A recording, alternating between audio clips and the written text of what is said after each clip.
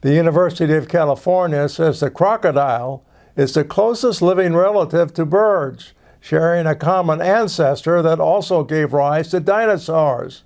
Yet PBS says crocs may go over a year without eating. Like us, most birds seem to eat 3 meals a day.